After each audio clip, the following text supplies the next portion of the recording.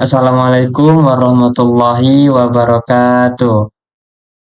Waalaikumsalam warahmatullahi wabarakatuh. Selamat malam teman-teman. Baik, sebelumnya kami ucapkan terima kasih kepada Bapak Imam Asrawardi atas waktu dan kesempatan yang telah diberikan kepada kelompok kami untuk kami mempresentasikan hasil kerja kami, yaitu mempresentasikan materi bab 7, yaitu mengenai intellectual property. Nah, jadi topik ini menurut saya sangat penting karena kan era digital seperti sekarang ini menurut saya pelanggaran hak cipta, pembajakan software, dan pencurian data semakin marak terjadi ya. Jadi semakin mahasiswa di bidang teknologi informasi, kita tidak hanya dituntut untuk menguasai kemampuan teknis, tetapi juga harus memahami aspek etika dan hukum yang menyertainya. Namun sebelum kita menuju ke materi inti yang akan kita bahas, dan di sini sebelumnya izinkan kami untuk memperkenalkan diri. Perkenalkan, saya sendiri Zinur Rahmat dengan NPM 247820066 dan teman-teman saya. Saya Adisa Dwi Ramadhani dengan NPM 24782037. Perkenalkan, saya Siva Amalia dengan NPM 24782064. Baik, mungkin langsung saja kita pada bagian pertama, yaitu pendahuluan. Nah, pada pendahuluan di sini kita mulai dari yaitu kutipan yang diucapkan oleh Bill Gates ya, yang berbunyi yaitu intellectual property has the self live on a banana. Yang mana maksud daripada kutipan tersebut yaitu bahwasanya nilai sebuah karya intelektual itu bisa cepat hilang jika tidak dijaga dan dilindungi dengan baik. Seperti dalam dunia teknologi yang serba cepat, ide inovatif bisa ditiru atau disalahgunakan dalam hitungan hari jika tidak dilindungi oleh hukum dan kesadaran etika. Nah, yang kedua yaitu kasus pembuka. Nah, sebagai contoh di sini George Reynolds mengawali bab ini dengan kasus yaitu kasus Sinovel Wine Group melawan American Superconductor atau AMSC. Nah, si Novel sendiri itu merupakan sebuah perusahaan energi yang berasal dari Tiongkok. Nah, perusahaan ini terbukti mencuri kode sumber rahasia perangkat lunak turbin angin milik AMSC. Nah, akibatnya dari yang dilakukan oleh Sinovel ini sendiri, nah AMSC itu kehilangan kontrak senilai lebih dari 700 juta dolar Amerika Serikat dan ribuan pegawainya di PHK. Kemudian reputasi perusahaan rusak secara total. Nah, kasus ini menurut saya menunjukkan bahwa pelanggaran kekayaan intelektual itu bukan hanya soal uang ataupun keuntungan bisnis, tetapi juga soal kepercayaan, moralitas, dan integritas profesional. Nah, di era digital saat ini, ancaman serupa semakin kompleks ya. Kita mengenal semacam AI generatif seperti ChatGPT, DALL-E ataupun Midjourney yang mampu menghasilkan karya tulisan, gambar, bahkan musik yang menyerupai hasil buatan manusia. Namun, namun timbul pertanyaan, siapakah pemilik sah dari karya yang dihasilkan oleh AI tersebut? Jadi, menurut saya inilah mengapa pemahaman tentang hukum dan etika kekayaan intelektual menjadi sangat penting. Tanpa kesadaran etis, perkembangan teknologi justru menimbulkan pelanggaran moral yang serius. Kita lanjut. Kita lanjut pada bagian kedua, yaitu konsep dasar kekayaan intelektual. Nah, menurut George Reynolds pada tahun 2019, yang dia berkata bahwasanya bahasa Inggrisnya intellectual property represent creation of the mind, invention, artistic works, design, and symbols. They have economic value and are protected by law. Nah, arti dari yang dikatakan oleh George Reynolds sendiri itu, kekayaan intelektual adalah hasil karya manusia yang lahir dari pikiran dan memiliki nilai ekonomi, serta mendapatkan perlindungan hukum agar tidak disalahgunakan oleh pihak-pihak yang tidak bertanggung jawab. Nah, jadi tujuan dari perlindungan kekayaan intelektual itu sendiri ada beberapa tujuan. Yang pertama yaitu untuk memberikan pengakuan hukum dan moral kepada penciptanya sendiri. Nah, kedua itu memberikan keuntungan ekonomi yang adil bagi inovator. Yang ketiga, mendorong kreativitas dan inovasi di dalam lingkungan masyarakat. Kemudian di sini yang terakhir yaitu melindungi masyarakat dari pemalsuan atau penyalahgunaan sebuah karya. Nah, apa aja sih jenis-jenis kekayaan intelektual itu sendiri? Nah, untuk jenis-jenis kekayaan intelektual itu terdapat ada 3. Yang pertama yaitu hak cipta atau copyright.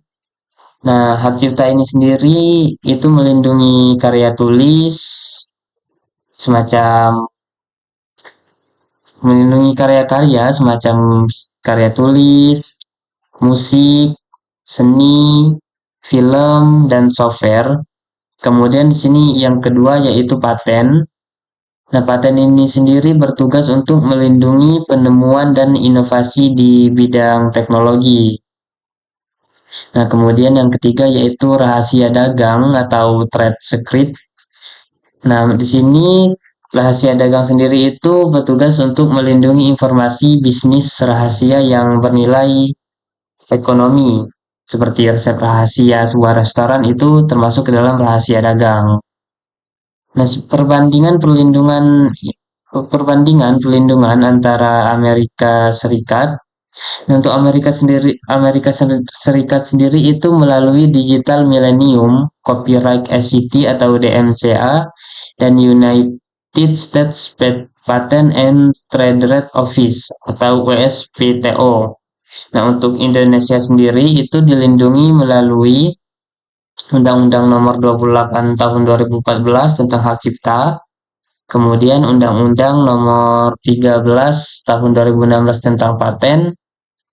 Nah, kemudian Undang-Undang Nomor 30 Tahun 2000 tentang Rahasia Dagang. Nah, dan diatur oleh Direktorat Jenderal Kekayaan Intelektual DJKI Kemenkumham.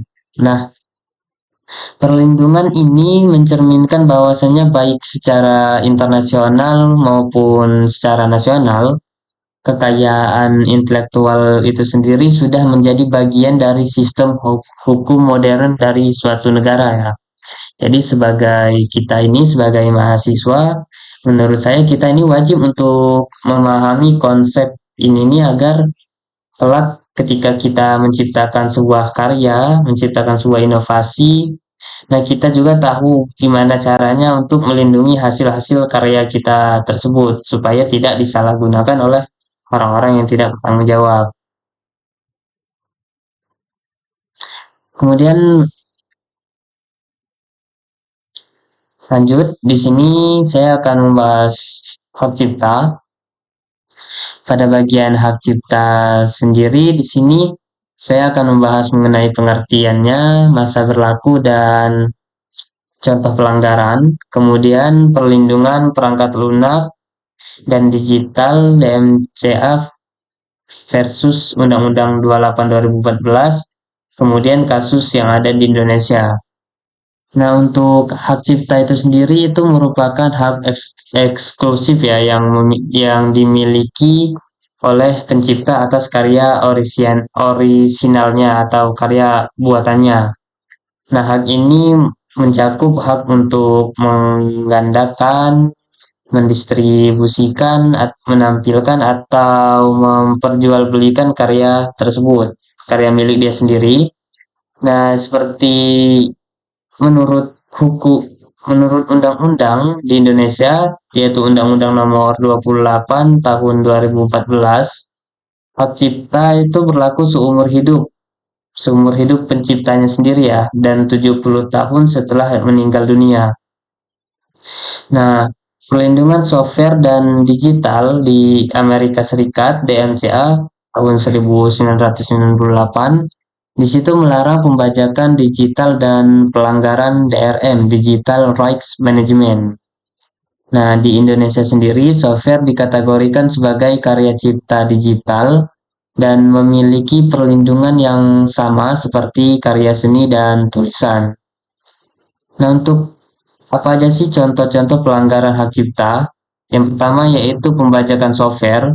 Nah, untuk pembajakan software sendiri itu seperti menggunakan Microsoft Office atau Photoshop, bajakan. Kan kita di sini banyak ya.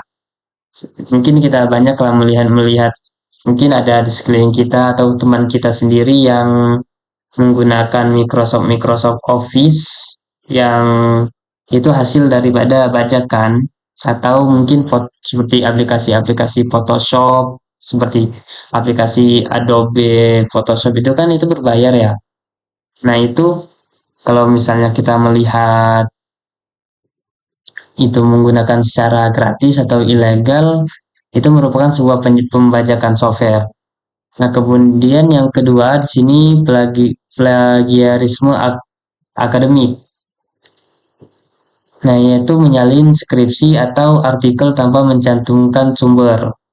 Nah, mungkin banyak kasusnya sendiri, mungkin kita juga sering mendengar, misalnya banyak terjadi plagiat yang mungkin dilakukan oleh mahasiswa-mahasiswa untuk semacam skripsinya sendiri atau bahkan contoh kecilnya makalah saja seringkali kita melakukan plagiat ya. Nah, yang ketiga yaitu pada bagian kasus lagu yang berjudul Lagi Cantik. Nah, lagu ini disalahgunakan,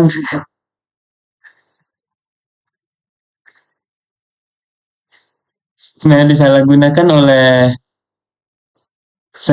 sebuah apa ya, produser iklan itu tanpa memiliki izin dari penciptanya sendiri.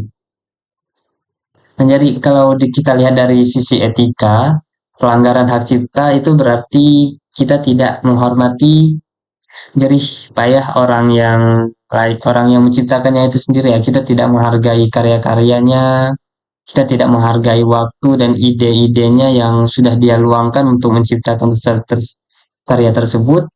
Kemudian kita seenak-enaknya kita melakukan plagiat atau menyalahgunakan karya dia tersebut tanpa memiliki izin dari penciptanya sendiri. Nah, menurut saya kita sebagai mahasiswa teknologi, menurut saya kita harus menanamkan kesadaran bahwasanya menghargai karya orang lain adalah bagian dari etika profesi kita. Mungkin lanjut untuk selanjutnya mungkin akan dijelaskan oleh teman saya, padanya dipersilakan. Kalau sebelumnya sudah dijelaskan tentang hak cipta, sekarang saya lanjut ke bagian paten, yaitu salah satu bentuk perlindungan kekayaan intelektual yang penting dalam dunia teknologi dan bisnis.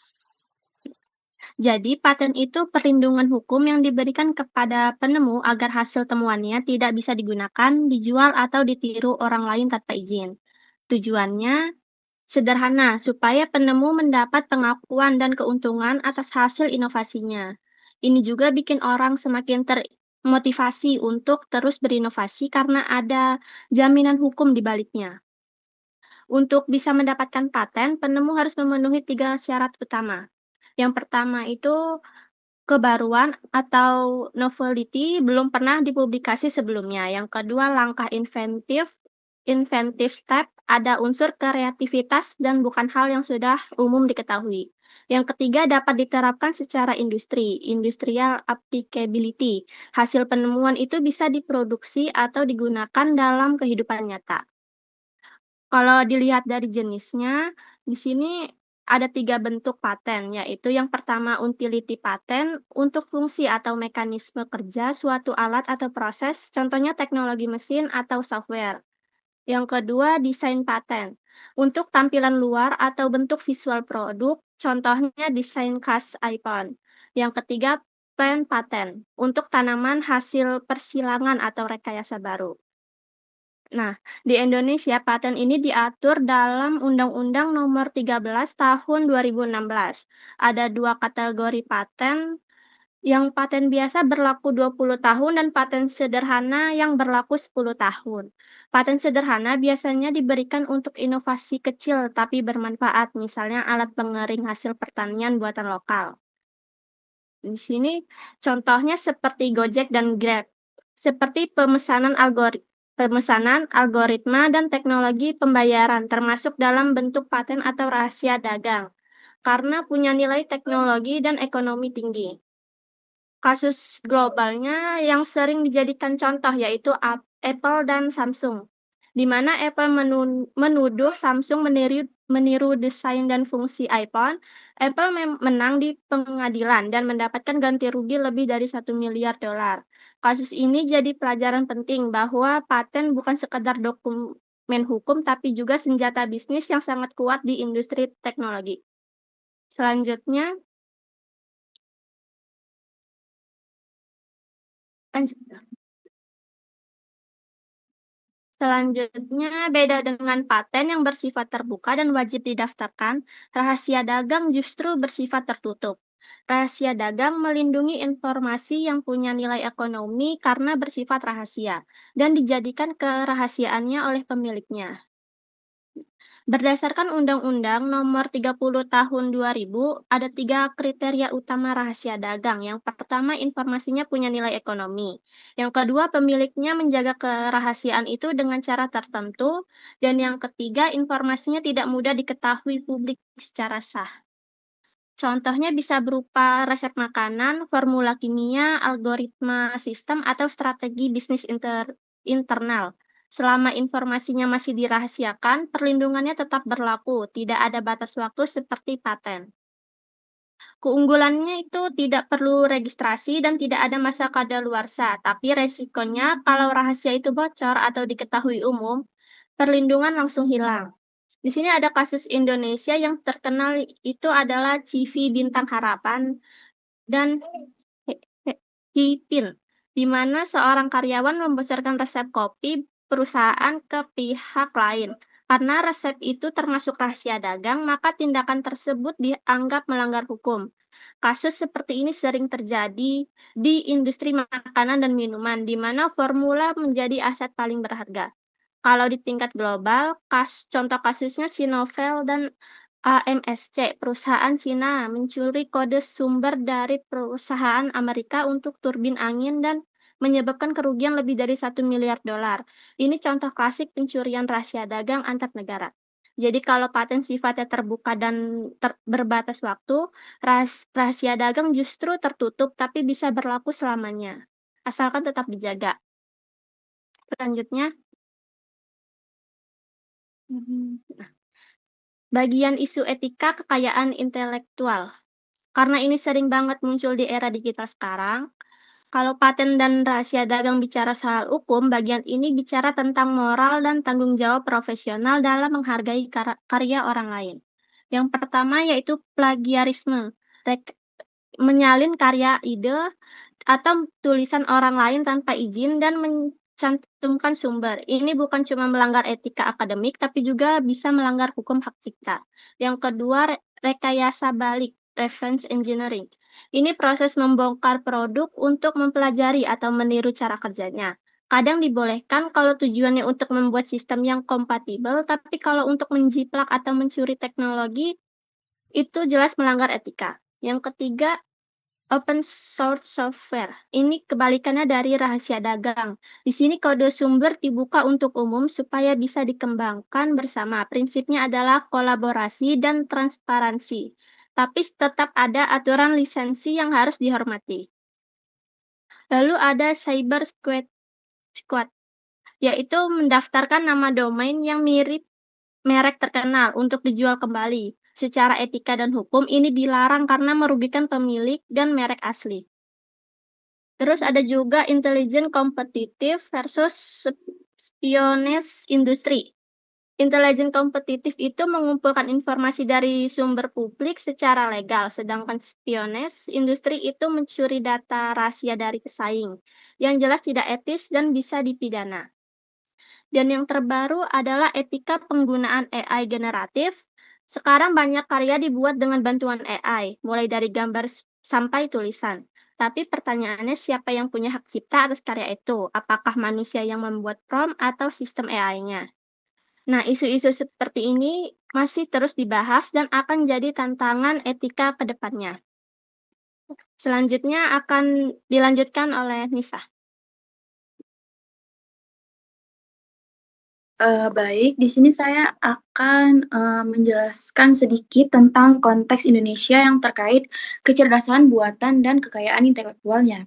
Nah, yang pertama itu di Indonesia sebenarnya udah ada ya beberapa lembaga yang berperan penting kayak DJKI, Kominfo, sama BSSN. Nah, mereka juga itu punya tugas masing-masing nih. Misalnya kalau, DJKI itu ngurusin hak kekayaan intelektual. Kalau misalkan Kominfo, dia itu fokus ke regulasi dan teknologinya. Sementara di BSSN, di bagian keamanan dan cybernya. Tapi, tentu aja masih ada tantangannya nih. Nah, salah satunya adalah pembajakan digital yang masih sering, banget terjadi. Terus, juga rendahnya kesadaran masyarakat tentang pentingnya kekayaan intelektual dan, sekarang juga itu muncul tentang tantangan baru yaitu AI generatif. Kayak sekarang ini kan banyak banget sih mahasiswa-mahasiswa atau, yang lainnya itu menggunakan ChatGPT, Gemini, dan yang lain-lainnya yang bisa, bikin karya itu otomatis. Nah, untuk ngatasin itu, pemerintah dan perguruan tinggi itu lagi berusaha ngebangun etika penggunaan AI nih, supaya penggunaannya tetap aman, adil, dan nggak melanggar hak cipta orang lain. Seperti itu. Selanjutnya,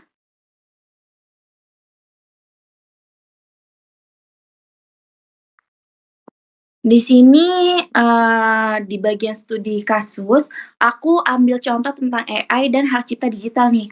Jadi sekarang kan AI bisa bikin karya-karya gambar, tulisan, bahkan musik tuh. Nah, jadi pertanyaannya itu kalau karya itu dibuat sama AI, siapa sih yang sebenarnya punya hak ciptanya? Apakah si pembuat AI, pengguna AI, atau malah AI-nya sendiri? Kalau dilihat dari hukum Indonesia, hak cipta itu cuma bisa dimiliki oleh manusia. Jadi, AI itu belum bisa diakui sebagai pemilik karya. Nah, artinya kalau seseorang pakai AI buat bikin karya, biasanya biasanya yang diakui itu adalah orang yang menggunakan atau mengarahkan AI-nya, bukan si sistem AI-nya sendiri. Nah, kasus ini itu menarik banget karena bisa jadi tantangan baru buat sistem hukum kita, supaya bisa ngebimbing perkembangan teknologi yang tepat dan cepat banget. Nah, selanjutnya,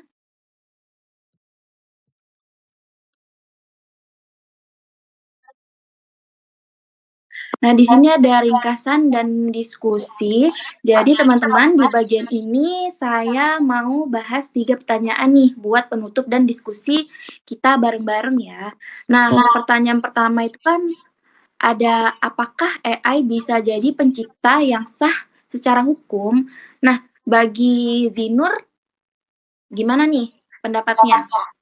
Oke, mungkin kalau pendapat dari saya ya mengenai pertanyaan ini, apakah AI bisa menjadi pencipta sah secara hukum?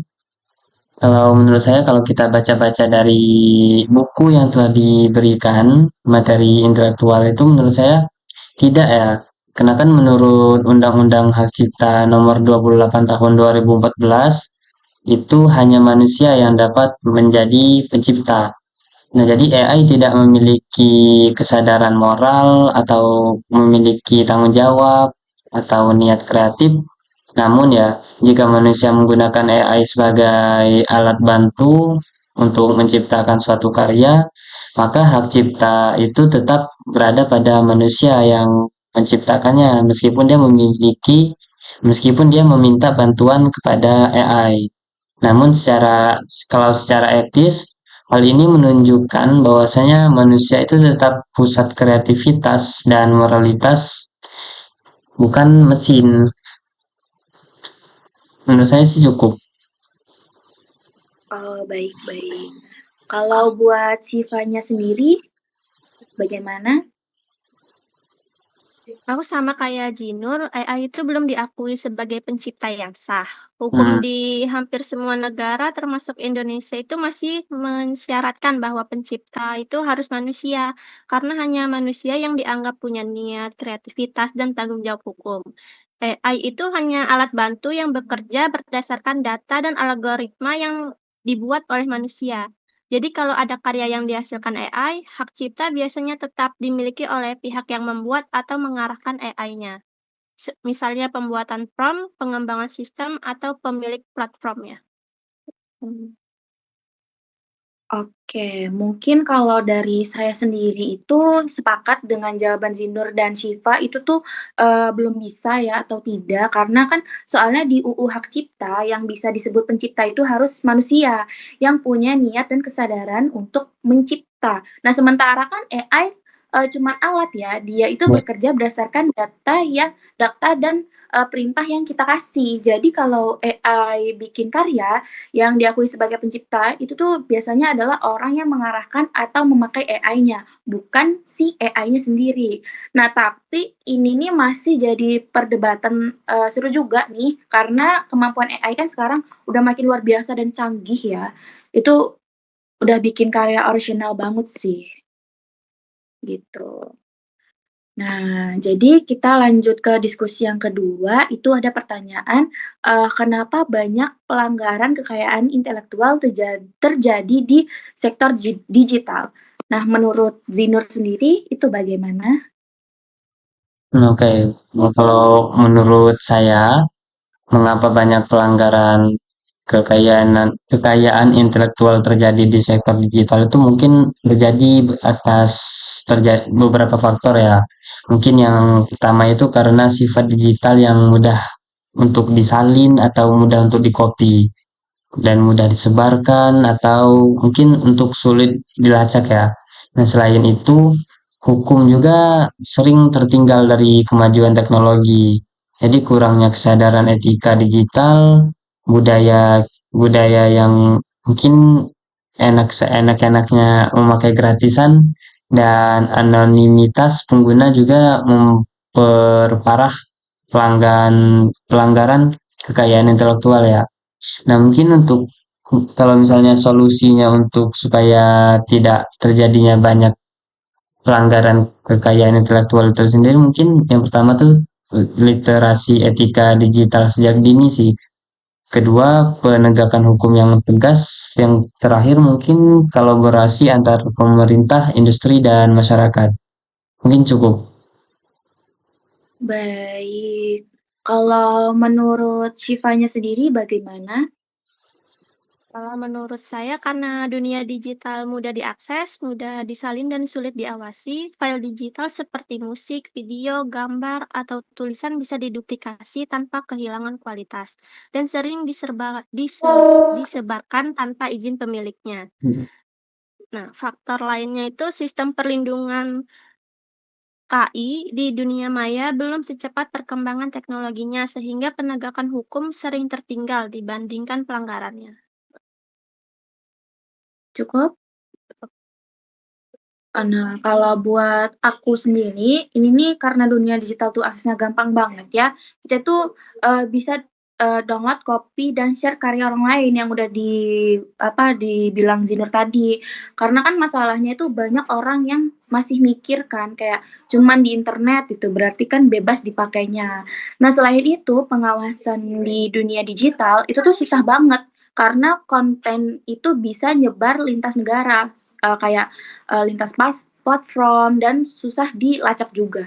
Nah, makanya kasus pelanggaran kayak pembajakan, plagiarisme digital, sampai pencurian desain atau karya itu sering banget terjadi. Nah, kalau menurut saya seperti itu, dan kita lanjut ke pertanyaan yang terakhir, apa yang bisa dilakukan kampus untuk menanamkan etika kekayaan intelektual? Nah, menurut Zinur bagaimana? Oke, mungkin kalau untuk peran kampus dalam menanamkan etika kekayaan intelektual sendiri, mungkin secara ringkas ya menurut saya sih perguruan tinggi itu berperan sebagai pendidikan moral dan profesional ya. Mungkin ya dengan perannya itu mungkin mereka bisa melakukan berbagai cara, misalnya caranya seperti mengintegrasikan etika kekayaan intelektual dalam kurikulum, kemudian menerapkan sistem anti plagiarisme, mengadakan pelatihan HKI dan literasi digital. Ya, mungkin yang kemudian yang terakhir yaitu menumbuhkan budaya menghargai karya ilmiah. Jadi menurut saya dengan begitu mahasiswa akan tumbuh menjadi inovator yang beretika dan bertanggung jawab dan tidak akan melakukan pelanggaran tersebut. Menurut saya cukup. Baik, kalau Syifanya sendiri bagaimana? Aku sama kayak Jinur, kampus itu punya peran penting banget dalam membentuk kesadaran etika KI. Yang pertama, kampus bisa memasukkan materi tentang hak cipta, paten, dan plagiarisme ke dalam kurikulum. Yang kedua, menerapkan sistem deteksi plagiarisme pada tugas dan karya ilmiah, supaya mahasiswa terbiasa menghargai karya sendiri dan orang lain. Yang ketiga, kampus bisa mengadakan pelatihan atau seminar etika digital, serta memberi contoh nyata bagaimana dosen meneliti mengelola hak cipta mereka dengan benar. Gitu. Oke, kalau menurut saya sendiri, kalau dari sisi kampus itu banyak banget hal yang bisa dilakukan. Nah, misalnya itu kampus bisa masukin topik etika dan kekayaan intelektual ke kurikulumnya, biar mahasiswa itu lebih paham soal hak cipta dan tanggung jawab dalam berkarya. Nah, tadi juga kan Syifa kan bilang kayak ngadain seminar atau yang lainnya, itu tuh aku setuju. Karena kan soal KI dan AI itu tuh biar kita tuh mengerti langsung dari para ahli-ahlinya. Dan yang paling penting itu, kampus harus bangun budaya menghargai orisinalitas, kayak mendorong mahasiswa bikin karya sendiri, mengurangi plagiarisme, dan kasih penghargaan buat ide-ide kreatifnya. Nah, jadi teman-teman intinya itu AI itu memang udah canggih banget, tapi kita sebagai manusia yang pakai juga harus punya tanggung jawab, paham etika, dan tahu batasan hukum yang berlaku. Nah, dari situ baru deh teknologi bisa benar-benar bermanfaat tanpa ngerugiin pihak lain. Mungkin diskusi dan ringkasan kita malam ini sudah selesai. Silahkan Zinur untuk menutup presentasi malam ini. Baik, mungkin presentasi yang dapat kami jelaskan pada malam ini cukup sampai di sini. Apabila terdapat kekurangan dalam penjelasan, kami mohon maaf. Akhiri, wassalamualaikum warahmatullahi wabarakatuh.